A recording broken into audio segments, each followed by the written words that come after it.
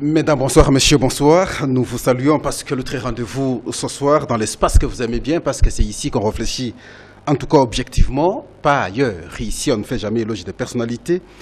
Nous restons, en tout cas, scientifiques parce que nous comprenons que d'abord, nous n'avons que le pays, la République démocratique du Congo comme nation. On n'a pas une autre nation. Et voilà pourquoi à chaque fois, nous nous efforçons au moins de produire des réflexions utiles pour son développement. Ce soir, vous aurez un débat contradictoire entre les deux acteurs, opposition-majorité, les enfants du pays, sur les questions d'actualité, deux choisis ce soir. Vous allez découvrir. Alors nous avons sur ce plateau Maître Guillaume Majolo, communicateur de la majorité présidentielle. Bonsoir Maître Guillaume. Bonsoir Monsieur Pascal. Aux côtés de Maître Guillaume, nous avons Jean-Jacques Mamba. Il est porte-parole du mouvement de libération du Congo. Bonsoir Jean-Jacques Mamba. Bonsoir. Et voilà, c'est avec les deux que nous allons leur échanger ce soir. Et nous commençons par rappeler une pensée biblique. La Bible dit « Que sert à l'homme de gagner le monde s'il détruit sa propre vie ?» Cela nous interpelle parce que tous, nous devons comprendre qu'un jour nous allons passer. Et voilà pourquoi nous devons nous comporter correctement pour que, quand nous ne serons plus ici, là où nous irons, que nous soyons alors reçus à bras ouverts.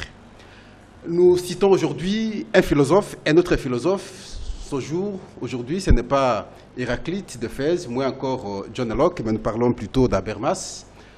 Dans sa théorie de l'espace public, là, il dit une théorie qui implique plutôt que tout pouvoir s'efface par et pour le peuple. C'est-à-dire, d'une part, il faut que le pouvoir émane du peuple.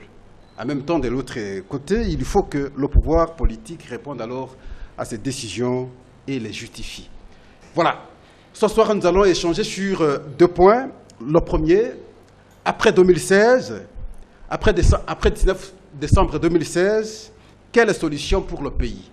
Là, vous savez, parce que vous aviez suivi l'arrêt de la Cour constitutionnelle, après qu'elle ait été saisie par les députés de la majorité pour interprétation de l'article 70. Vous avez suivi l'arrêt. Nous allons analyser également la position de l'opposition actuellement. Deuxième point, nous parlerons maintenant du projet de loi de finances en rectification aujourd'hui. Projet de loi où le budget voté il y a 3 mois passé, pas très longtemps, était un budget de 8 milliards de dollars américains. Aujourd'hui, on revient à 6 milliards avec des raisons évoquées par le Premier ministre quand il présentait son projet. Il parle de chute de minerais, fluctuations économiques et commerciales sur le marché mondial et interne. Alors, comme conséquence, finalement, il y a réduction des traits de vie des institutions à 30%. Alors, on va échanger avec vos invités. Maître Guillaume, au sein de la majorité, nous pensons que vous affûtez correctement les armes maintenant, avant les prochaines élections, parce que nous les attendons. Bien entendu, nous sommes toujours en préparation de ces processus électoraux avec ce que ça appelle comme exigence. C'est-à-dire qu'aujourd'hui, nous sommes dans la perspective de pouvoir finaliser le processus lié au dialogue. D'abord, qui nous permettra d'éclairer un peu le chemin, de baliser le chemin pour faire en sorte que les élections soient conformes à ce qu'on peut en espérer à la fois au plan interne et au plan international. D'ailleurs, c'est ça la volonté de la communauté internationale. Bon, maintenant, vous faisiez allusion en préambule de votre propos sur l'interprétation de l'article 70. Bon, il y a rien de spécial en ce qui me concerne. Juriste que je suis, et ce que je vous ai dit ici sur ce plateau il y a quelques temps, et ça ressort quasiment de la même façon, de manière telle que je l'ai présenté la fois passée, donc il n'y a aucun souci. Bien entendu, on affûte nos armes en préparation de futures échéances.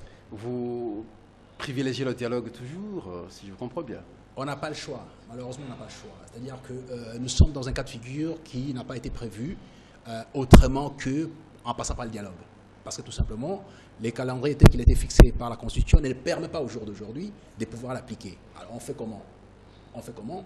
Vous avez cité justement Habermas, mais en même temps il faut rappeler qu'Habermas vous dit que la communauté juridique, chaque fois qu'il y a un problème, doit se réunir. C'est quoi la communauté juridique? Ce sont ceux qui représentent la société. En l'occurrence, ici, il y a les deux tendances de la politique qui sont l'opposition à la majorité, en y ajoutant la société civile. C'est ça, la communauté juridique, qui doit se mettre autour d'une table pour trouver une solution. Lorsqu'il y a un blocage, c'est ça le mécanisme.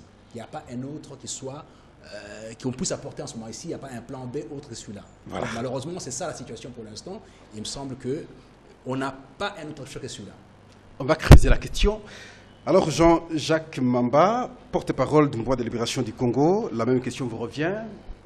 Dans le cadre de votre parti politique, ici, je précise, vous n'engagez pas l'opposition, mais vous parlez plutôt au nom, probablement, de votre parti. Vous affûtez également les armes, parce que vous n'êtes juré que par l'organisation des élections actuellement. Mais écoutez, dans toutes les démocraties, ce qui consacre ou qui cristallise les principes démocratiques, c'est la notion de la responsabilité. On ne peut pas faire fonctionner une démocratie lorsqu'on considère que des événements n'ont pas d'explication, lorsqu'on considère qu'il n'y a pas de responsable. Dès lors que vous avez des institutions auxquelles sont assignées des prérogatives bien précises, en commençant par la présidence de la République, selon l'article 76 qui a l'obligation de gérer, d'organiser les différentes institutions de l'État. Vous avez un gouvernement qui est obligé, avec des astreintes constitutionnelles, d'organiser le processus électoral en amont, ça veut dire depuis 3-4 ans. Donc dès lors que vous voulez parler des principes démocratiques, du dialogue et ainsi de suite, il ne faut pas oublier le principe de la responsabilité. Ce qui se passe aujourd'hui, et c'est malheureux pour la majorité, c'est dès lors, c'est le fait qu'elle présente une situation sans responsabilité. Ça veut dire qu'aujourd'hui, nous ne sommes pas en mesure, d'après ce qu'ils nous disent, faut-il encore le vérifier, d'organiser des élections dans les délais. Dans un pays normal, dans un pays debout, comme disait le chef de l'État allait d'abord vérifier qui est responsable, qui sont les responsables et prendre des mesures adéquates. Mais nous remarquons que la majorité continue avec les mêmes acteurs qui ont été incapables de respecter ou de faire respecter la Constitution, que la majorité se permet... de la Constitution par l'organisation des élections, je comprends bien. Mais bien sûr que oui. Lorsque l'on vous dit que nous avons des élections un cycle tous les 5 ans, vous n'allez pas attendre en 2012 pour faire des élections. Vous allez bien remarquer que si vous prenez le cumul des budgets de 2011 à aujourd'hui, vous êtes à peu près à 40 à 48 milliards, même si vous considérez qu'il y a 60% de taux d'exécution. Donc, pris dans cette perspective, il y avait la possibilité de dégager 1 milliard pour autant que nous y allions tôt. Ça veut dire que nous y allions commencer à le faire beaucoup plus tôt, dès 2011. Et c'est pour cela que vous aviez vu que le Parlement avait instruit au gouvernement de mettre un budget de côté, mais malheureusement, ce dernier n'a pas suivi l'avis du Parlement. En revanche, elle s'est évertuée... On va revenir, parce que c'est une question qui a été alignée. Parce que elle s'est évertuée à financer des projets extra-budgétaires. Donc, je reviens sur cette question pour vous dire, nous affûtons nos armes parce que nous considérons que le gouvernement a eu le temps nécessaire, circonscrit dans la Constitution, pour que nous ayons des élections dans les délais. Si cela n'est pas le cas, il y a des responsables et nous verrons bien par la suite que la Constitution a prévu tous les cas de figure. Je reste encore avec vous parce que vous parlez de la responsabilité et vous aviez suivi. Il y avait une démarche initiée pas très longtemps par les députés de la majorité présidentielle saisissant finalement la Cour constitutionnelle pour interprétation de l'article 70 et la Cour a rendu son arrêt. L'arrêt de la Cour, le chef de l'État reste en fonction jusqu'à ce qu'on aura organisé des élections. Alors, finalement, nous avions suivi la réaction de l'opposition qui parle du coup d'État constitutionnel. Alors, vous envisagez, probablement, je crois, le 26, une manifestation contestant maintenant cette décision de la Cour constitutionnelle. Alors, dans tout ça, Jean-Jacques Mamba... Mais écoutez, vous savez, la majorité présidentielle, une majorité totalement mécanique, qui fonctionne un peu comme ça, a commencé des initiatives il y a bien longtemps. Vous aviez vu, par exemple, qu'elle a fait passer comme un couteau dans le beurre le fameux alinéa 8.3 de la loi électorale qui conditionnait l'organisation des élections au recensement. Heureusement que c'est arrivé au Sénat, ça a été recalé à cause des manifestations de rue que nous déplorons parce qu'il y a eu des dégâts. Donc, la majorité présidentielle est allée effectivement 238 députés qui vont simplement demander d'interpréter quelque chose qui est clair. Je pense que mon co-débatteur a sa constitution, j'ai la mienne et je suppose que nous avons la même constitution. Je ne suis pas juriste, mais je pense que le droit est soutenu par la logique, par la raison. Et donc, je peux aborder cette question de deux manières. D'abord sur le plan de ce qu'on peut lire, c'est-à-dire sur le plan de la Constitution, mais sur le plan politique. Maintenant, je ne sais pas si vous allez me le permettre, je peux le faire très rapidement. Rapidement. Vous avez l'article 76 qui dit que la vacance de la présidence de la République est déclarée de la Cour constitutionnelle saisie par le gouvernement. Le président de la République, par intérim, veille à l'organisation de l'élection. Et on vous parle de cette vacance, on dit en cas de vacance pour cas de décès, premier cas de décès, démission, ou pour toute autre cause d'empêchement définitif. Le concept qui nous concerne là, c'est la vacance. Oui, la vacance pour empêchement définitif. Cela veut dire quoi? Que M. Kabila aujourd'hui, même si nous organisons les élections dans 10 ans, ne peut plus se représenter. Donc pour cette fonction-là, il est empêché définitivement. Lorsqu'on vous parle de vacances, eh bien, dès lors que vous ne parlez pas du cas de décès, Vous ne parlez pas d'un cas de force majeure ou vous ne parlez pas de toute autre cause. Vous êtes dans la logique de dire que le président de la République, selon les autres articles de la même Constitution, notamment l'article 220, l'article 76 et 73, a un mandat renouvelable une fois. Dès qu'il atteint le terme de son mandat, il y a une vacance par intérim, c'est-à-dire que vous pouvez avoir un président intérimaire. La Constitution prévoit qu'en cas, par exemple, d'empêchement définitif, que le président et l'erreur de la majorité, c'est de confondre l'institution présidence de la République et M. Kabila. Est-ce que cela n'est pas le pays peut possible, continuer à être dirigé. Oui. Cela n'est pas seulement possible lorsqu'il s'agit... Il y a un cas qui intervient en cours normal du mandat. Je vous explique. Regardez ce que la Cour constitutionnelle a fait. On a morcelé les provinces. Il y avait des anciens gouverneurs à la tête des grandes provinces. On les a démantelés, on a démembrés, on a fait des plus petites provinces. On est parti voir la Cour constitutionnelle pour dire, écoutez, qu'est-ce que nous devons faire parce que nous avons un cas. La Cour constitutionnelle n'a pas dit, pour ne prendre que cet exemple-là, que les anciens gouverneurs allaient continuer à gérer les nouvelles provinces. Pourtant, ce serait une solution idoine et beaucoup plus facile. Parce qu'ils étaient à la tête de province, en attendant l'organisation des élections, on aurait eu des anciens gouverneurs qui gèrent, ou à la limite, on se dirait que les présidents des assemblées provinciales nommés de ces provinces-là pouvaient faire l'intérim. Mais qu'est-ce que la Cour a fait? Elle a proposé, elle a demandé à ce qu'on prenne des mesures exceptionnelles et le gouvernement a choisi de mettre des commissaires spéciaux comme aussi elle avait nommé à la territoriale parce que ça l'arrangeait d'avoir toute la territoriale et toutes les provinces dans sa poche. Donc, la même Cour constitutionnelle doit savoir que lorsqu'on vient sur le plan politique, le chef de l'État n'a pas rempli sa mission. On peut même dire qu'il y a une haute trahison parce qu'il n'a pas respecté, il n'a pas fait respecter la Constitution.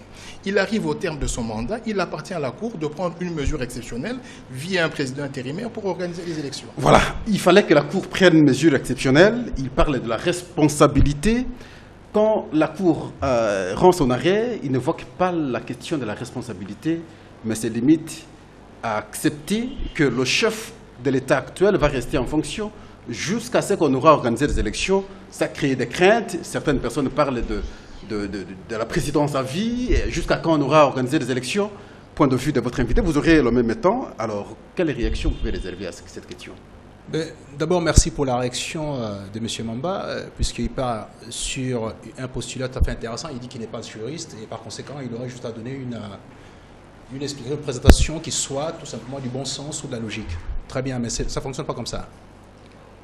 Premier élément, lorsqu'on parle de la responsabilité, puisqu'on va revenir à l'histoire du droit et de l'article 70, son interprétation, et on y ajoutera 103 et 105, de sorte à ce que tout le monde comprenne de quoi il s'agit.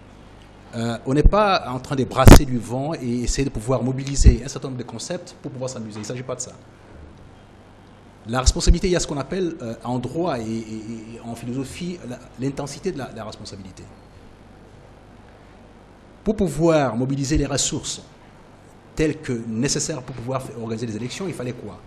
Il fallait une loi de programmation. N'est-ce pas? Il fallait ça. Et cette loi de programmation est arrivée à quelle date? En 2013. Entre 2011 et 2013, on n'avait pas cette loi-là. Parce qu'il y avait un problème issu des difficultés rencontrées en ce qui concerne les élections de 2011, qui a suscité énormément des remous dans cette République, et tout le monde le sait. Et à la suite de ça, d'ailleurs, on a eu une rébellion qui a surgi dans la partie des mais comment justifier cela dès lors que la majorité gère depuis 2006 et juste aujourd'hui? Attendez, on est dans deux formulations différentes. Vous parlez des mandats qui est passé, on entend parler des mandats en cours et l'impossibilité aujourd'hui de tenir les élections dans le délai requis. C'est votre question. J'essaie d'y répondre sans pour autant que je puisse... D'accord. Voilà. Je ne dégage pas la responsabilité. J'explique tout simplement les choses en disant ceci, qu'il y a l'intensité de la responsabilité. Soit elle est atténuée ou elle est corsée. En l'espèce ici, j'essaie d'expliquer les choses. Entre 2011 et 2013, il s'est passé un vide important qui était lié à la fois à la responsabilité du gouvernement de pouvoir faire taire les hommes de la partie Est parce qu'il y avait énormément de souffrance. On fait quoi? On arrête tout parce qu'il faut absolument réunir de l'argent pour les élections? Non, on ne peut pas faire ça. La responsabilité en ce moment-là, elle est corsée. L'intensité est corsée. On n'est pas dans une intensité tout à fait réduite où on peut faire tout. C'est-à-dire que mettre de côté certaines choses très importantes pour la République, notamment la sécurité nationale et l'intégrité plutôt du territoire national. On ne peut pas faire ça. Alors, qu'est-ce qu'on a fait? On s'est d'abord occupé de pouvoir trouver la solution par rapport à la partie Est, qui était gravissime. Compter le nombre de morts, les difficultés qu'on a eues. Et d'ailleurs, toute la communauté internationale a fait table de reste pour pouvoir revenir à la situation de la partie Est. On a eu réunion après réunion. On a fait Kampala, on a fait Addis Abeba, on a fait Nairobi, on a fait New York. Pendant 3 ans pour trouver la solution aux problèmes sécuritaires majeurs que les pays connaissaient. Je rappelle par ailleurs, pour ceux qui nous suivent, et surtout les gens de la partie Est, qui vont entendre ce qui se passe. Les CNDP muets en M23 avaient sollicité de pouvoir prendre Routcho comme une entité autonome, de sorte à ce qu'ils puissent diriger à leur façon. Et finalement, on sait que la conséquence logique de ça, ça aurait été la situation à la Kosovo. C'est-à-dire solliciter éventuellement une autonomie. Tout le monde le sait, mais malheureusement, on n'en parlait pas. J'aurais voulu entendre l'opposition parler de ça, parce qu'on est dans des activités purement cunoises où il est de bon ton de pouvoir parader, dire des choses et oublier l'essentiel. L'essentiel de ces pays, d'abord, c'est la sécurité et l'intégrité du territoire. Ça, on avait trouvé solution depuis 2013. J'ai écouté, vous avez écouté lorsque les co-débatteurs parlaient, vous n'avez pas intervenu. Ne dites pas ça. Laissez-moi aller jusqu'au bout de mon raisonnement, comme ça tout le monde va comprendre. On pose des questions quand même. Bien, non, mais je vais bien, mais en même temps, laissez-moi finir les raisonnements. Vous y viendrez. Je ne suis pas à répondre à toutes les questions. Premier élément, ce qui fait que la loi électorale permettant des programmations par rapport à l'assiette qui permettrait de pouvoir couvrir les élections n'a pas été mise en place parce qu'il y avait un problème à la fois sécuritaire et puis il y avait aussi un autre souci concernant Ngoyi Mulunda qu'il fallait absolument défenestrer à la suite de l'élection ou des élections bancales qu'on a eues dans ce pays. J'en étais victime, j'en ai parlé sur ce plateau parce que je me suis trouvé dans une communauté qui est la mienne d'ailleurs, dans ma circonscription, où on attend dans un bureau 3500 personnes et on n'a que 300 bulletins. Une difficulté majeure. J'en étais victime. Et d'ailleurs, je le rappelle, si quand je suis parti en justice, je n'ai pas attaqué un parti de l'opposition, j'ai attaqué un parti de majorité. Donc c'était majorité contre majorité. C'est pour dire la difficulté qu'on a rencontrée par rapport à ces élections-là. Alors ce qu'il fallait absolument qu'on puisse étudier pas à pas ce qui s'est passé par rapport à cette élection, comment trouver les solutions idoines. C'est en 2013 que survient la loi organisant à la fois la nouvelle loi sur la CENI et pour la programmation électorale. Et qu'est-ce qui arrive tout de suite après ? On insiste, on demande à M. Malou de proposer un calendrier qui produit un calendrier complètement indigeste. Tout le monde l'a rejeté, qui allait couvrir toutes les élections en un délai d'une année. Ça a été refusé. Donc finalement, il faut raison garder, revenir aux choses avec mesure, sans pour autant tout le temps être dans l'exagération. Ça, c'est le premier élément. Le deuxième élément, en ce qui concerne les articles tels que repris ici par la Cour constitutionnelle. C'est même pas discutable, ça n'appelle même pas une discussion. L'interprétation est claire. J'aurais voulu entendre toute l'opposition réunie depuis 2006 à aujourd'hui dire en 2011 qu'on avait un problème avec les maintiens en poste des sénateurs, des députés provinciaux et tout ça, et puis après on parlait de la responsabilité, qui est responsable ou qui ne l'est pas. Aucune campagne dans cette République, aucune campagne. Et puis pour revenir aux éléments préparateurs de cette Constitution. Cette Constitution, telle qu'elle le rappelle, puisqu'il faut lire l'arrêt de la Cour constitutionnelle. La Cour constitutionnelle rappelle qu'en 2005, lorsqu'on était dans les travaux, dans les débats préparatoires de cette Constitution, il a été retenu juste un alinéa, parlant de la transmission du pouvoir, simplement. Mais on n'avait pas tenu compte de la difficulté inhérente à la situation, un cas de force majeure par exemple, qui permettra à ce qu'on soit bloqué, qu'on ne puisse pas faire autrement. Alors on fait comment pour la continuité de l'État? On fait comment? Alors on y a ajouté l'article, l'alinéa 2, qui dispose que les présidents en fonction quittent lorsque le nouveau arrive. Et la même disposition se retrouve à l'article 103 et 105, qui dit exactement que les parlementaires... Députés comme sénateurs. Députés comme sénateurs. Ouais. Lâchent leur mandat, c'est-à-dire, en termes plus clairs mais toujours juridiques, la légitimité acquise à une élection s'éteint lorsque la nouvelle légitimité est mise en place. Mais suffrait que je vous complète une question, parce que la crainte, surtout du côté de l'opposition, c'est qu'on reste pendant longtemps possible sans élection. Parce qu'il y a la question aussi de la mauvaise volonté, selon l'opposition. Face à une mauvaise volonté, aucun argument peut être pertinent. Alors, s'il arrivait, par exemple, on reste pendant longtemps possible sans élection. Monsieur Pascal, on ne peut pas rester pendant longtemps hors élection. Nous sommes obligés de passer par les élections. On a créé un mécanisme permettant de pouvoir être autour d'une table pour trouver les solutions telles qu'on a eu à Sun City et par la suite. Et tout ça, aujourd'hui, c'est interne, sans les armes en main.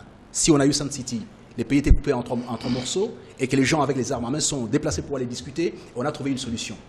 Très bien. À l'heure actuelle, nous ne sommes pas en guerre, donc on peut discuter autour d'une table en regard des difficultés inhérentes à la tenue des élections. Tout le monde le sait. Bon, maintenant, pour revenir à cette histoire très rapidement, là, parce que... Ah non, pas très rapidement. Pour revenir à 74, 75 et 76. Mais c'est contre nature au jour d'aujourd'hui. Juridiquement, ça n'a aucun sens de pouvoir parler de 75 et 76. Ça n'a aucun sens. Terme de vacances. La vacance, c'est quoi la vacance? Les termes, c'est pas la vacance, c'est deux choses différentes. Les termes, c'est pas la vacance. C'est-à-dire que les cours du mandat permettent de pouvoir appliquer l'article 75 et 76. Lorsqu'on est en cours du mandat, et je vous ai dit la fois passée, et je répète encore, les chefs d'État prêtent serment aujourd'hui, le 19 mai. Le 20 mai, il a un problème, l'article 75 et 76, les deux articles s'appliquent. D'accord? C'est ça. Mais lorsqu'on arrive au terme du mandat, la disposition qui se trouve à l'alinéa 2 de l'article 70 et celle, toutes les deux dispositions des deux alinéas qui suivent aussi pour 103 et 105 s'appliquent de facto. Ce n'est même pas discutable. C'est-à-dire que la continuité de l'État, c'est une notion juridique basique à laquelle tout le monde a accès. Donc il ne faut pas être, je ne sais pas, avoir fait maths sup pour pouvoir comprendre ça. Donc c'est totalement basique de pouvoir comprendre qu'effectivement, lorsque une élection, la légitimité acquise à un moment donné, continue à courir jusqu'à ce qu'une nouvelle légitimité soit mise en place, il n'y a pas d'une autre formule. Toute autre considération est tout simplement une vue d'esprit, un amusement ou un brassage du vent. Maître, je crois que nous devons maintenant, parce qu'on n'ait pas l'impression que le temps est déséquilibré, je reviens à la question. Vous avez probablement 2 minutes avant de passer la parole maintenant à votre éco-débatteur. Mais je n'ai pas compris correctement la responsabilité, là, parce que cette question vous aviez abordée un peu. Mais je disais, s'il arrivait par exemple qu'on ait la mauvaise volonté d'organiser des élections, ça veut dire qu'on va rester pendant longtemps possible, étant donné que la Cour a donné son arrêt. Alors, on reste comme ça, président, on reste comme ça, député, on reste comme ça, sénateur, sans élection, même si on prenait 4, 5, 6 ans, parce que la Cour a donné son arrêt, alors on reste au pouvoir. C'est ça? Non, Monsieur Pascal, parce que le dialogue n'est pas une sécurité, finalement. Non. On a proposé un palliatif par rapport aux difficultés que nous rencontrons actuellement pour la mise en œuvre du calendrier électoral et les délais supposés constitutionnels ou constitutionnels en l'espèce en ce qui concerne le chef de l'État. Très bien. Et quel est ce palliatif? C'est l'appel à toutes les forces politiques et la société civile pour se mettre autour d'une table, discuter de comment on doit faire les choses, parce qu'on a un blocage. Et lorsque vous lisez l'ordonnance convoquant le dialogue, l'issue de l'ordonnance est un consensus. Qui souffre d'application jusqu'aujourd'hui. Mais ça souffre d'application. Pourquoi? La raison est où?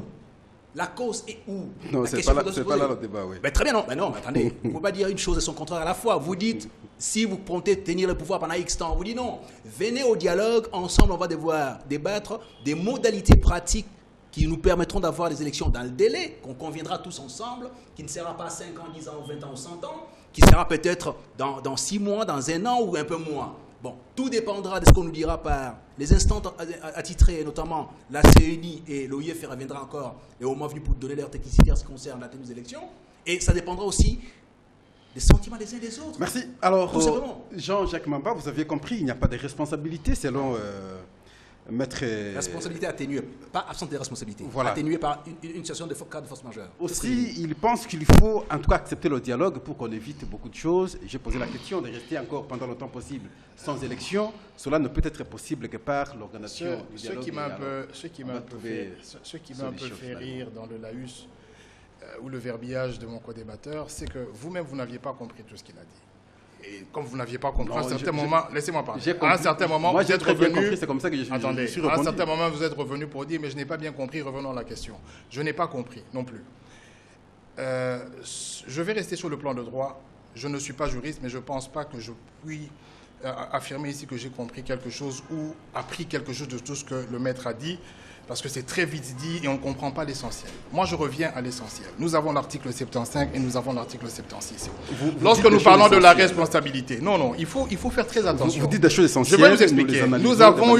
Nous avons eu 2 législatures. Vous savez que dans les pays européens, le simple manque de performance pousse les gens à démissionner. Vous avez un Premier ministre qui vient, sans rigoler, qui passe à une assemblée, qui vous dit « nous perdons 2 milliards dans notre budget » et ça passe comme dans du beurre. Lorsque nous parlons de la responsabilité, c'est qu'il faudrait que nous construisions un modèle de société dans lequel, indépendamment des circonstances qui peuvent arriver, comme il y a eu la guerre, il est en train de parler de la guerre, mais c'est pendant la même guerre qu'on a eu les immeubles, pendant la même guerre qu'on a fait des dépenses extra-budgétaires, qu'on a eu des dépassements budgétaires, des dépenses de fonctionnement. C'est pendant cette période de guerre qu'aujourd'hui, et qui n'est même pas finie d'ailleurs, parce qu'on continue à tuer des gens à Béni, donc le gouvernement n'est même pas en mesure de sécuriser les Congolais, que nous voyons des avions d'occasion arriver qui ne sont inscrits nulle part dans le budget. C'est pendant la même guerre que nous avons toutes ces choses. Donc il y a quelque part une responsabilité dans la gestion de la chose publique. Je ne sais pas de quelle notion le maître est en train de parler, mais je suis un peu perdu, donc je n'ai pas voulu suivre jusqu'à la fin. Moi, je reviens pour dire ceci. Oui. L'article 75 dit en cas de vacances pour cause de décès. Ce que lui, il oublie lorsqu'il évoque l'article 103 et 104, les sénateurs et les gouverneurs, en réalité, pourquoi ils ont glissé 103 et 105. 103 et 105. Ils ont un mandat de 5 ans. Les élections n'ont pas été organisées par faute de qui? Par faute de qui? Qui a fait que les élections n'aient pas lieu? Mais là, il a évoqué nous sommes passés, je vais vous expliquer ce qui s'est passé, vous étiez dans ce pays, nous sommes passés de 2 tours à 1 tour. Vous saviez que le deuxième tour coïncidait avec l'élection des gouverneurs et des sénateurs. Nous n'avions pas eu ce deuxième tour. Mais ça a arrangé la majorité que nous ne l'ayons pas pour qu'à la fin, ils se prévalent de dire, mais écoutez, vous savez, les sénateurs ont glissé, les gouverneurs ont glissé, c'est valable pour le chef de l'État. Mais non, ce n'est pas valable parce qu'en réalité, un sénateur peut se présenter à vie. Il n'est pas limité en termes de candidature, il peut postuler autant de fois qu'il veut. Il n'est pas limité, un député national peut être candidat autant de fois qu'il veut. Mais qu'est-ce qui se passe avec l'article 220? En réalité, il faut voir un peu les prémices de cette constitution. Nous avions la dictature dans ce pays. La dictature cristallisait le fait que le président, le maréchal Mobutu, est resté 32 ans au pouvoir. Nous avions eu ce qu'on a appelé des libérateurs, qui sont venus en 1997. Aujourd'hui, nous fêtons les 19 ans. Bon, malheureusement, ils reprennent du moboutisme, peut-être pas en light, peut-être pire. À Sand City, on a convenu que comme c'est le point de discorde, c'est-à-dire la gestion de la chose publique, la gestion du pouvoir, il faut que le président de la République ne soit réélu qu'une seule fois. Et que ces dispositions-là ne pouvaient pas changer. Maintenant, imaginez-vous le scénario. J'ai vu qu'il balbutionnait lorsque vous parliez de quand on va faire ces élections. Donc, lorsqu'un chef d'État atteint son deuxième mandat et qu'il sait qu'il est dans un empêchement définitif de se faire élire, décide de ne pas organiser des élections, ben, il va rester même 3-4 ans, pour autant qu'il bénéficie de l'article 103-105. Maintenant, ce que je veux dire, oui. C'est quoi votre question? À ce moment-là, la solution, c'est comment? Parce qu'il vous propose le dialogue. Le dialogue ne peut pas être une solution. Vous saviez, le 29 mai 2014, le président de la République a lancé les consultations pour le dialogue. Vous savez qu'en 10 mois, on pouvait finir le fichier électoral. Ça ne demande pas qu'on discute pour enrôler les nouveaux majeurs. Vous croyez que nous avions un problème technique pour dire, écoutez, allons d'abord dialoguer pour savoir, on va commencer par le Bandundu ou le Bas-Congo? Il fallait avoir des Donc, c'est ce que je dis. Le chef de l'État, l'article 76, dit qu'il doit veiller au bon fonctionnement des institutions. Si la guerre est finie en 2013, nous avions 2014, nous avions 2015. Pourquoi en 2014-2015, alors que cette carte, c'est un document d'identité? Vous savez que nous n'avons pas de carte d'identité dans ce pays. Donc la carte d'électeur ne devait pas, ou le réaménagement du fichier devait se faire de manière continue, parce qu'en réalité, c'est le seul document d'identité que nous avons. Donc vous ne faites rien en 2014. En 2015, vous dites que nous allons faire l'ONIP. Vous savez ce qui s'est passé? Eh bien, M. Loumano est arrivé, il a dit qu'il avait 460 millions, que le gouvernement avait cet argent. Lorsqu'il y a eu ces marges en 2015 que nous avions refusé, la population a refusé, l'argent a disparu et on ne parle plus de l'ONIP. Donc ce que nous disons, c'est quoi? C'est qu'il y a des situations antérieures qui nous permettent de nous projeter et de dire qu'en réalité, la majorité d'aujourd'hui ne veut pas lâcher le pouvoir. Maintenant, ce que nous disons, c'est ceci. Tous les problèmes que monsieur a cités, qui doivent être résolus au dialogue, on ne refuse pas. Nous avons dit que nous n'allons pas y aller. Il y a l'UDPS qui va y aller. Il y a la société civile qui va peut-être y aller. Que ceux qui veulent aller au dialogue y aillent. Il n'y a aucun souci. Mais ce que nous disons, c'est qu'il faut séparer les choses. Ce n'est pas M. Kabila, le chef de l'État, qui va résoudre toutes ces questions. Ça veut dire que nous pouvons continuer avec les problèmes électoraux, les problèmes de la CENI, avec un président intérimaire, si le président Kabila, au terme de son mandat, dépose. Voilà. Parce que la loi lui interdit de faire un jour de plus. Et nous allons faire quoi et comment? Parce que nous allons quitter ce thème. Parce que vous avez suivi, nous n'avons que la Cour constitutionnelle comme la haute Cour qui a donné son point de vue. Et je crois que nous devons nous incliner. Le 26 mai, nous allons manifester. Parce qu'en réalité, même Agbabo, il a eu sa cour constitutionnelle qui a donné un avis favorable. Ouadé aussi, il avait une cour constitutionnelle qui était acquise à sa cause, qui a donné un avis favorable. Malheureusement, ça n'a pas été suivi. Je crois que le peuple est souverain. Nous allons faire comprendre au chef de l'État que nous ne sommes pas d'accord sur le fait qu'il fasse un jour de plus à la tête de l'État. Nous allons marcher pacifiquement parce que la Constitution nous le permet. Et nous espérons qu'en tant que chef d'État, il va nous répondre positivement, ne serait-ce que pour avoir un délai raisonnable pour avoir ces élections. Parce que la Cour n'a rien indiqué sur le délai. Moi, je vous proposais une solution. Pourquoi pas alors reprendre la voie de l'article 215, où les traités internationaux ont une prédominance sur nos lois, Et ici, nous avons les résolutions, les différentes résolutions. Dernièrement, nous avons la résolution 2277 qui nous donne 2 obligations, l'organisation des élections dans le délai, également l'organisation du dialogue. Alors maintenant qu'il y a arrêt de la Cour, pourquoi ne pas passer par le dialogue pour trouver solution à l'arrêt de la Cour? Et vous voulez seulement les 26 pour marcher? Ce que nous disons, c'est ceci. Moi, je ne comprends pas. Vous avez une bonne partie de la population qui veut aller au dialogue, représentée au travers de la société civile, la majorité et certains partis d'opposition. Pourquoi ce dialogue ne se fait pas? Dès lors que le dialogue va prendre des résolutions qui vont cadrer, non seulement avec la Constitution, mais avec la 2297, on va abdiquer. Donc, il ne faut pas nécessairement que nous soyons là physiquement pour que le dialogue ait lieu. Je vais vous donner un exemple pour terminer par là. Vous saviez, en 2011, nous sommes passés de 2 tours à 1 tour dans un pays à 450 ethnies. Donc le chef de l'État prenait quand même le risque de se faire élire avec moins de 50%. C'est un germe de conflit. Mais pourquoi il n'y a pas eu de dialogue avant que cette décision soit prise? Pourquoi le chef de l'État n'est pas allé voir l'opposition pour dire, écoutez, nous avons un problème de moyens, discutons pour savoir comment nous pouvons organiser les élections?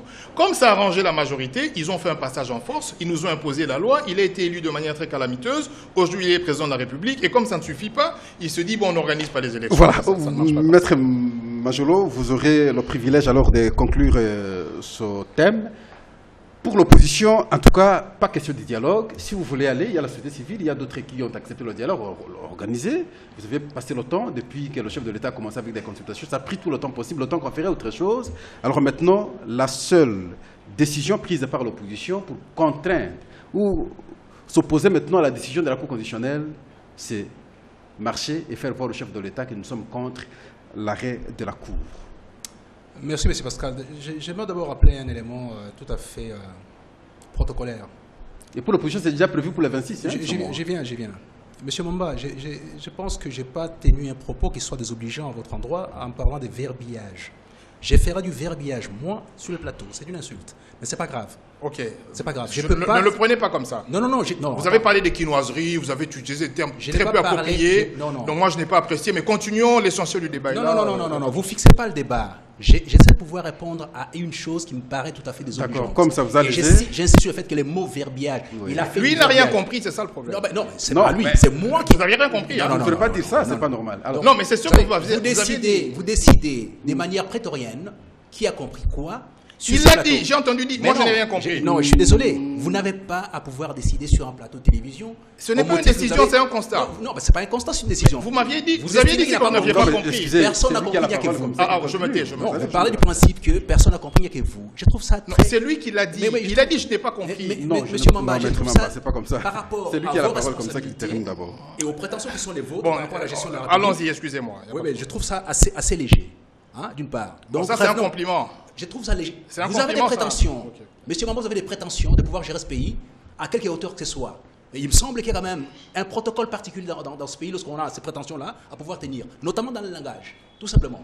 J'ai, par malheur ou par bonheur, une expérience dans le domaine de gestion des affaires de l'État, notamment dans les contrats avec les autres, tout ça. Je m'interdis de pouvoir tenir des propos qui soient désobligeants. Merci. Alors, maître ça, c'est un rappel. Maintenant, je reviens à l'essentiel. Et dire qu'on n'a rien compris par rapport à Rutshuru, par rapport au M23, par rapport aux souffrances à l'Est, qu'on n'a rien compris du tout de ce que j'ai dit tout à l'heure, c'est une calamité. C'est une calamité. Ce pays est resté bloqué pendant 3 ans. Pendant 3 ans. Toute la communauté internationale s'est mobilisée pour trouver la solution par rapport à la partie Est. Ce que j'ai dit n'est pas compréhensible. C'est calamiteux. Dire ça. C'est vexant pour la partie Est du pays de dire ça parce qu'on a des prétentions quinoises, je dis. Kinshasa n'est pas la RDC. Kinshasa peut être le miroir d'une partie des prétentions de la RDC, mais ce n'est pas la RDC. Et là, donc, c'est une colère saine qui monte en moi, de pouvoir entendre ça, parce que j'ai vu les souffrances de la partie Est, Monsieur Pascal. On a été à plusieurs négociations avec les gens avec les armes en main, en pointant les armes, les canons sur Goma, pendant des mois et des mois, des souffrances extraordinaires. Dire que ça c'est léger et que personne ne comprend ce que les gens sont en train de dire, c'est catastrophique lorsqu'on a des prétentions pour gérer la Revenons à la question. Premier élément. Deuxième élément, vous mobilisez un texte qui n'a rien à voir avec ça. Si vous n'êtes pas juriste, contentez-vous de m'expliquer dans votre domaine où vous avez toutes les garanties et toute l'autorité, notamment l'économie ou le reste, mais laissez de côté ce dont vous n'avez pas la maîtrise. L'article 75-76 ne s'applique pas lorsque quelqu'un a un mandat en cours. Ça ne s'appliquera jamais. C'est une faute mathématique, juridique à pouvoir appliquer. 75-76 ne s'applique pas à un mandat au terme. Ça s'applique à un mandat en cours, tout simplement. Donc ça, si vous n'avez pas compris ça, je ne peux pas vous aider autrement. Et j'essaie de pouvoir le dire avec les mots les plus simples possibles, en ralentissant mon tempo de parole, de sorte à ce que vous compreniez, parce que apparemment... Heureusement que vous n'êtes pas énervé. Non, je ne suis pas énervé. Heureusement, du tout. heureusement. Non, parce que si vous l'étiez...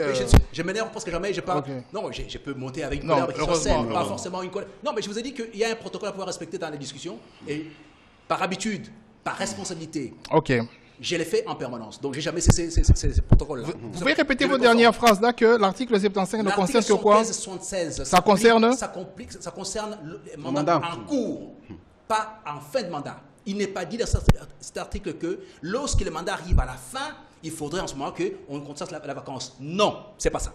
Ça n'a jamais été ça, ni dans l'esprit, ni dans les textes. C'est pas marqué. Donc, si la population qui nous suit aujourd'hui, à laquelle vous adressez habituellement, et que vous désorientez par des propos qui me semblent aujourd'hui injustifiés, 75, 76, 75, 1 explique c'est quoi la vacance. En quelle occasion on a la vacance? Et donne les 3 formules, les critères de vacance. 76, c'est la Cour constitutionnelle qui doit constater la vacance, qui doit interpréter la vacance en se regardant. Et maintenant, si on va plus loin, l'arrêt de la Cour constitutionnelle a fait les mêmes constats, tel que je suis en train de le dire, in extenso. Le texte est là. Prenez le texte, lisez-le. Apparemment, tous les juristes du monde sont contre vous. Maintenant, j'en viens à la position que vous avez donnée. Vous posez une question simple. Puisque nous sommes bloqués, quelle est la solution? L'opposition vous propose, hein? Non, déjà. Elle nous propose de manifester. Voilà la solution. Les 26, on va manifester. Est-ce ça la responsabilité? Mais elle est plus que déterminée. Oui, mais déterminée à manifester, ça veut dire quoi exactement? Est-ce qu'on doit, en manifestant, l'issue de la manifestation espérée pour eux, c'est que Joseph Kabila dise voilà, bon, j'ai remis mon mandat entre les mains du président du Sénat. Ce qui est inconstitutionnel parce que ça ne cadre avec rien du tout. Ça n'a rien à voir avec l'esprit de la loi et du texte. Est-ce que je peux réagir? Excusez, le temps qu'on pourra accorder après le 19 décembre au chef de l'État, aux députés, aux sénateurs, ne pourrait pas être considéré comme un coup d'État finalement, parce que n'a pas été clairement aussi dit ainsi. Monsieur Pascal, je voulais réagir parce qu'il va mieux nous expliquer les juristes. Non, juste une question. On va revenir. Sinon, je vais oublier par rapport au même article.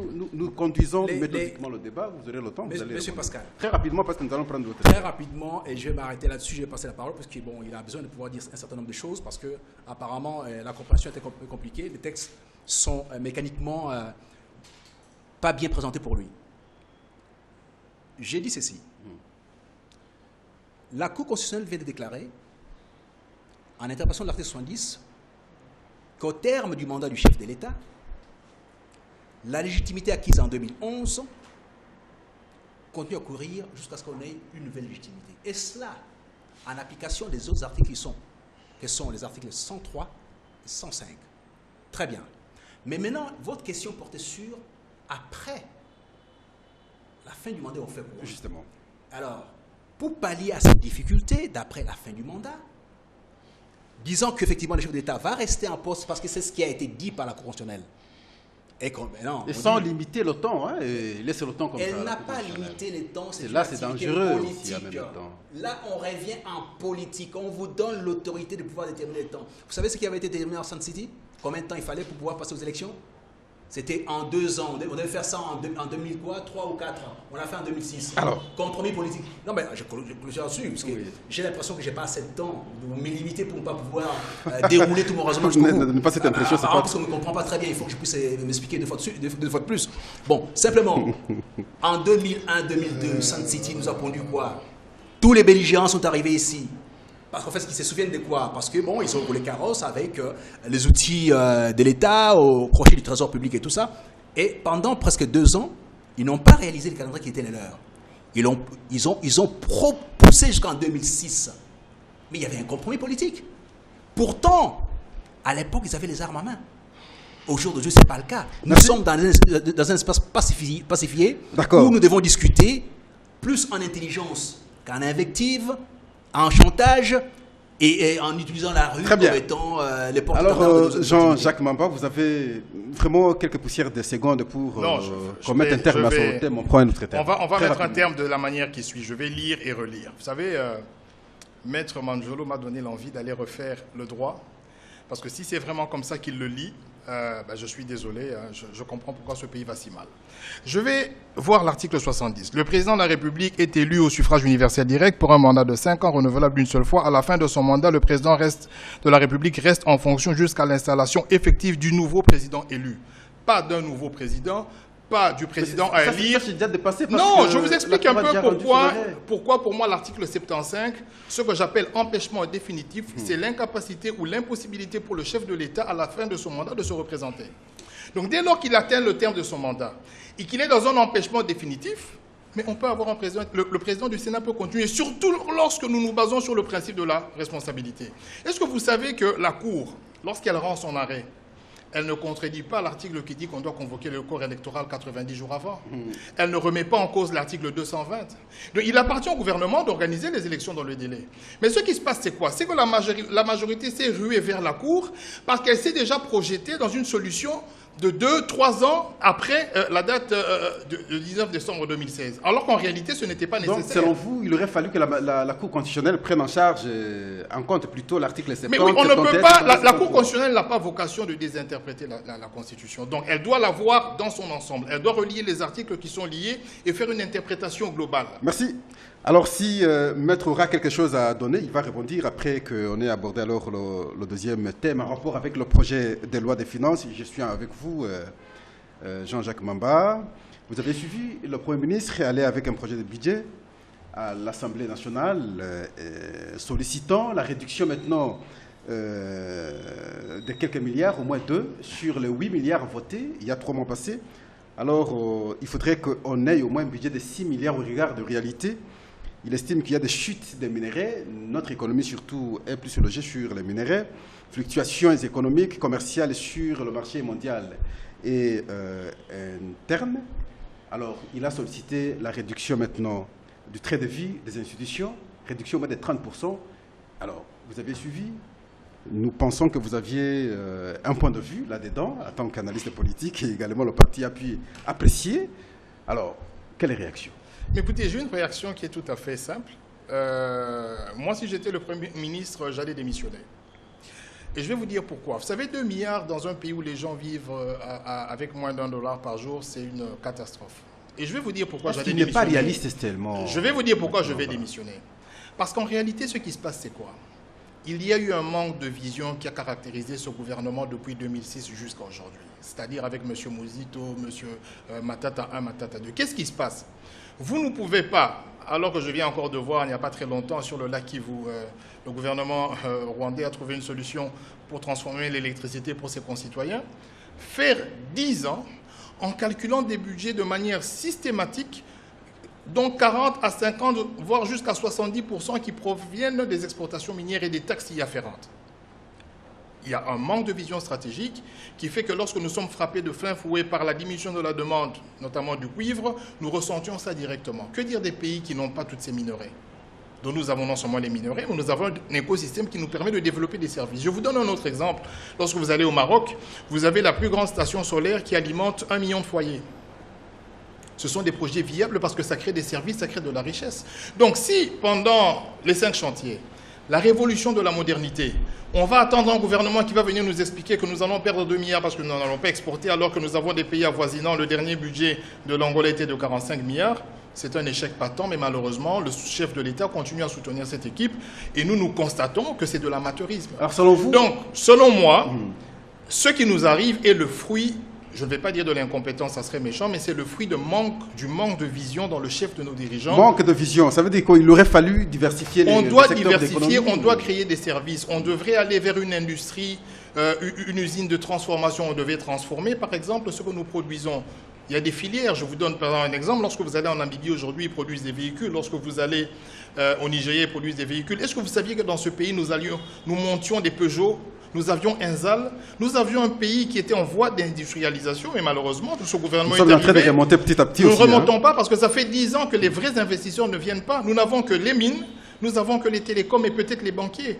Pourquoi? Parce que le cadre, et voilà une manière encore de perturber l'environnement socio-économique avec M. Kabila, le chef de l'État, qui veut rester au-delà de son mandat et donc être l'objet de crises internes, ça ne va pas attirer les investisseurs. Donc il faut dire que ce pays a fortement régressé et je suis tout à fait désolé que le chef du gouvernement arrive au Parlement, dise à la République que nous allons perdre 2 milliards parce que et qu'il soit là tranquille et que les choses passent comme si de rien n'était. Alors, Maître Majolo, vous aviez suivi le point de vue de votre co-débatteur sur cette question, mais lui pense qu'il aurait fallu qu'on diversifie l'économie.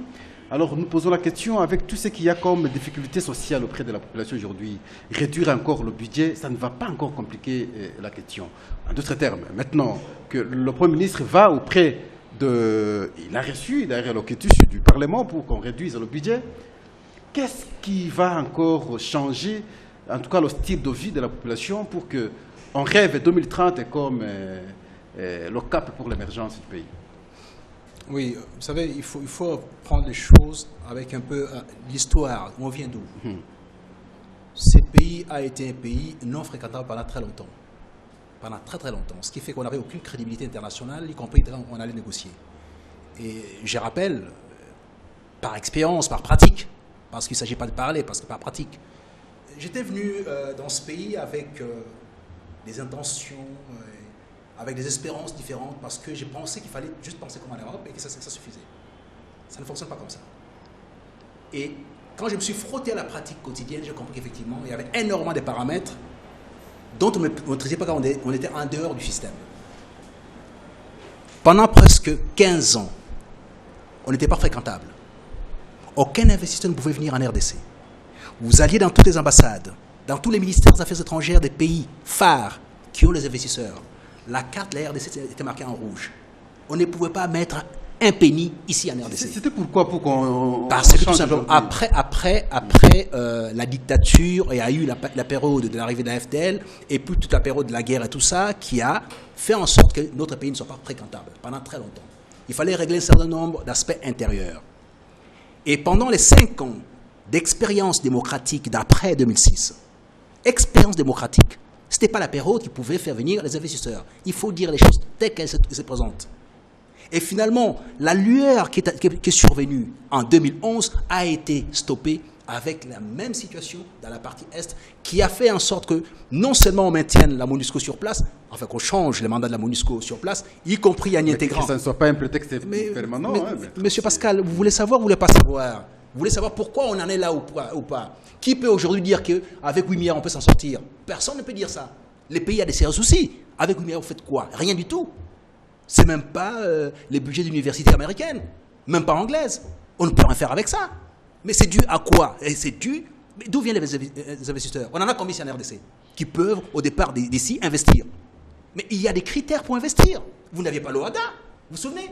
Entre 2006 et aujourd'hui, vous n'avez pas l'OHADA, vous venez d'avoir ça il n'y a pas très longtemps. Les codes sur les investissements, vous l'aviez. Secteur du pétrole, vous l'aviez. Il y a un certain nombre d'outils qu'il fallait mettre en place pour faire en sorte que les gens viennent. Il faut les rappeler. Ils ne viennent pas comme ça. Ce n'est pas les Far West où on vient avec les armes, on prend puis on part. Non, ce n'est pas comme ça. Il faut des règles qui soient acceptées au plan international, de sorte que quand les gens viennent investir, il y a la garantie et la sécurité de leur investissement. Ça n'a pas été le cas pendant très longtemps.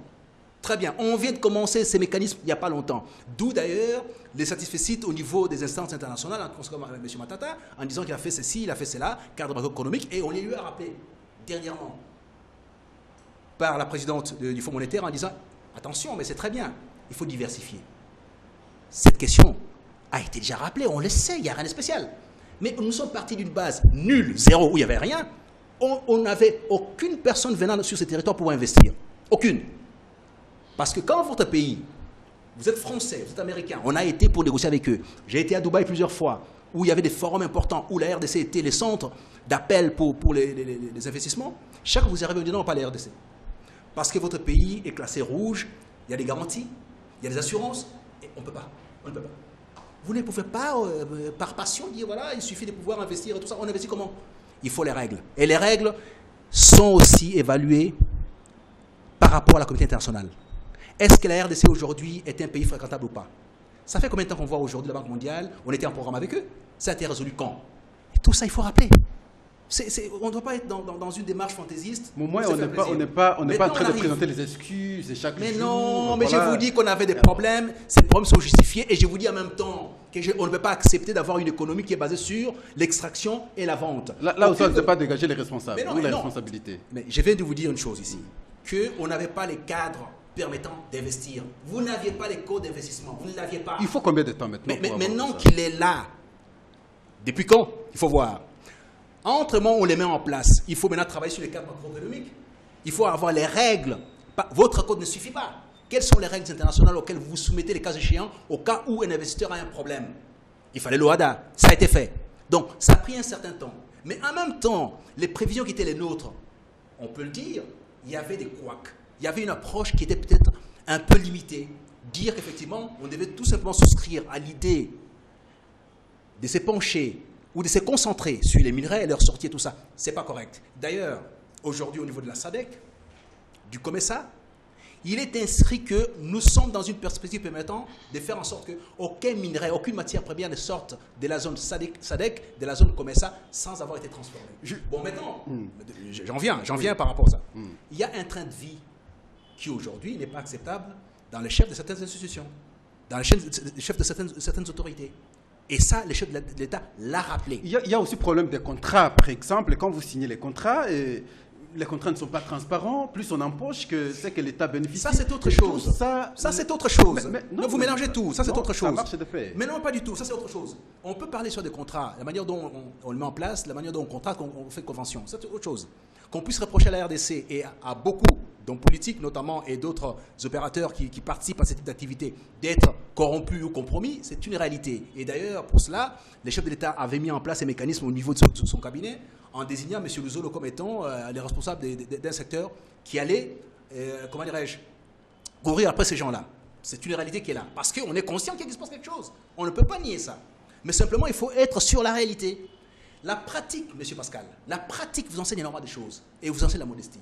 Je suis venu avec des intentions et des ambitions tellement hautes quand je me suis trouvé face aux Sud-Africains, face aux Namibiens, face aux Zimbabwéens, en comprenant comment fonctionne le monde et tout ça. Et M. Jean-Jacques Mamba vient de dire l'Angola. Mais la baisse du budget angolais est énorme. Malheureusement, on a pris la énorme. Au motif, mais je clôture là-dessus, au motif que l'Angola avait misé sur le pétrole, sur les RC du pétrole. Alors, et ça a chuté, et leur budget a chuté aussi. Et ça, vous ne le rappelez pas. C'est parce que vous... Pourtant, c'est votre domaine. Faire et gérer c'est autre chose. Quand vous regardez de loin, vous avez une autre lecture. Non, c'est une catastrophe d'entendre ce que je viens d'entendre là. C'est un peu triste. Vous savez, le chef de l'État lui-même vous dit en live qu'il y a 15 milliards qui disparaissent de ce pays et notre budget baisse à 6 milliards. Donc lorsque vous êtes garant de la Constitution, vous êtes le chef de l'État et que vous ne savez pas où vont les 15 milliards, mais vous devez démissionner. Qu'est-ce qui se passe, monsieur? Nous sommes en train de dire les choses très clairement. Il parle de code d'investissement. Eh bien, qui légifère pour un code d'investissement? Mais c'est ceux qui ont la majorité au Parlement. Donc, pourquoi depuis 10 ans, on devait attendre qu'on ait un code d'investissement qui puisse attirer les investisseurs? On l'a en retard. Pourquoi? Alors que vous êtes à la majorité depuis 2006-2011. Donc, ce que je veux dire, c'est quoi? C'est que dès lors que l'impulsion nécessaire n'est pas faite en termes de hiérarchisation des priorités, quelle était la priorité du chef de l'État lorsqu'il parlait des 5 chantiers? Ce n'était pas de construire et de montrer des panneaux, mais c'est de construire du revenu dans les poches des gens. Il faut que les gens vivent mieux. Donc, dès lors que vous établissez ça comme priorité, on peut prendre le cas du Rwanda. Leur PIB a triplé, voire quadruplé en quelques années. Si nous prenons les mêmes années, jusqu'à aujourd'hui, le Rwanda vit beaucoup mieux. Donc, ce que je veux vous dire, c'est quoi? Lorsqu'il me parle de l'Angola, mais j'ai cité l'Angola pourquoi? Par rapport aux chiffres qui étaient de 45 milliards. Oui, ils sont tributaires du pétrole. Mais vous savez, lorsque vous allez en Angola, il y a des logements sociaux. C'est-à-dire qu'ils ont utilisé l'argent du pétrole pour construire des logements sociaux. Mais nous sommes dans un pays où on n'en a même pas un seul. Le chef de l'État va inaugurer des bâtiments chinois privés où la villa coûte 250 000 $. Donc en 10 ans, aucun logement social, en 10 ans, aucun hôpital d'accès public. À Mama Yemon vous demande des draps quand vous arrivez en urgence. Donc écoutez, je vous dis la vérité, et il le sait très bien, qu'il y a un problème de gestion et qu'on ne peut pas se dédire de sa responsabilité quant à ça. Vous avez juste un petit mot parce que c'est lui qui a commencé. Vous concluez alors l'émission par juste une phrase ou 2 phrases, en tout cas pas beaucoup. J'ai eu l'opportunité de pouvoir participer à une conférence d'appel des fonds du Rwanda à Bruxelles, au cabinet White & Case, rue de la Loi. Ce que j'ai découvert était catastrophique pour la RDC. Les Rwandais estimaient qu'il avait une capacité d'exportation, enfin de production du coltan à un niveau, vous n'avez même pas idée, de l'or et du diamant. Le Rwanda, dont on fait grand éloge. Attendez, parce qu'il faut dire les choses telles qu'elles se présentent. C'est la faute à qui? Répondez directement. On n'a plus le temps, mais attendez, vous là... sortez des outils. C'est à qui la faute que le Rwanda ait ses prétentions? C'est pas notre gouvernement. Monsieur Jean-Jacques Mamba, je vous ai donné des éléments pour pouvoir attaquer. Maintenant, vous m'en donnez aussi pour que je puisse... Alors merci, mais permettez-moi de pouvoir vous le dire. temps, oui. Les Rwandais a fait sa fortune et sa structuration sur base des pillages de la RDC et c'est connu, notoirement connu. Comment sont-ils arrivés à payer? C'est pas les bons Comment exemples. sont-ils arrivés à payer? L'Angola. Mais non, mais attendez. C'est parce que nous avons des frontières perméables. Nous n'assurons pas Merci, la parce que souveraineté de là, notre territoire. nous sommes à la fin. Je vous pose juste une petite question pour conclure. Maître Majolo, le Congo, c'est notre pays, son avenir. Nous avons des difficultés. On a parlé maintenant de la question avec l'article 74, l'arrêt de la Cour. On parle de l'économie.